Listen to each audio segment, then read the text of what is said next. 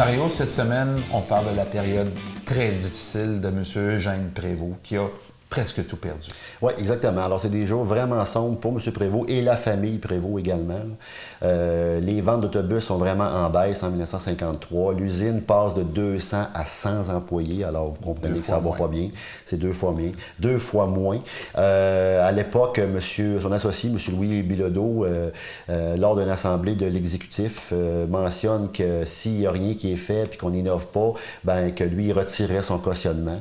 Une genre de menace, mais finalement, M. Prévost a fait fi de ça. Et M. Louis Bilodeau a vraiment retiré son cautionnement. Pendant ce temps, la Commission de transport de Montréal va en appel d'offres pour la construction d'autobus, une centaine d'autobus à ce moment-là. Et pourtant, à l'époque, Maurice Duplessis avait bel et bien dit que le contrat devrait être donné à une entreprise québécoise.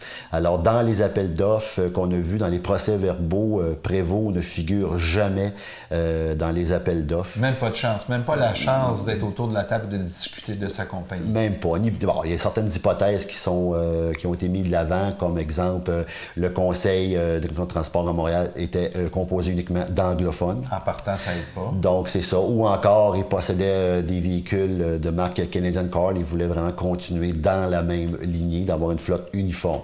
Ça, c'est toutes des hypothèses, mais ça ne figure pas dans les procès-verbaux, ce que je viens de vous dire dernièrement. Pendant ce temps, Maître Wilbrod Bérard, que les gens connaissent de nom naturellement, faisait partie du conseil de l'exécutif des ateliers Prévost, avait un petit plan derrière la tête. C'était pas sain comme relation. Non, c'était pas sain, et puis on visait vraiment la vente, et puis de fil en aiguille, Maître Bérard a réussi à écarter Eugène Prévost. Mettre en échec, dans le fond. Exactement. Alors, M. Prévost n'avait plus accès à l'usine, on avait changé ses serrures. Mon Dieu, sa santé a dû tomber en même temps. Exactement. Là. Et puis, on a changé les serrures, comme je vous dis, puis même les employés, on avait demandé aux employés de ne plus parler à Eugène Prévost en plus. Ça allait loin. Une coupure psychologique aussi. Exactement. Alors, c'était ça. Puis si bien que M. Prévost, confiné dans sa maison, n'ayant plus aucun accès ou contrôle de sa propre entreprise. En face de l'usine, qui voit Exactement. toujours. Il y a une fenêtre qui donnait face à l'usine, où on pouvait voir la cheminée avec le nom Prévost inscrit sur cette cheminée-là. Et M. Prévost, sa santé a décliné rapidement, confiné, a perdu la voix, confiné à un fauteuil roulant. Alors, à chaque jour, il roulait sa chaise jusqu'à la fenêtre, regardait l'usine qu'il avait mis au monde, retournait jusqu'à la fin de ses jours, puis il est décédé malheureusement le 2 février 1965 d'une simple grippe, mais avec une santé très affaiblie à ce moment-là. Vraiment pas comique comme histoire.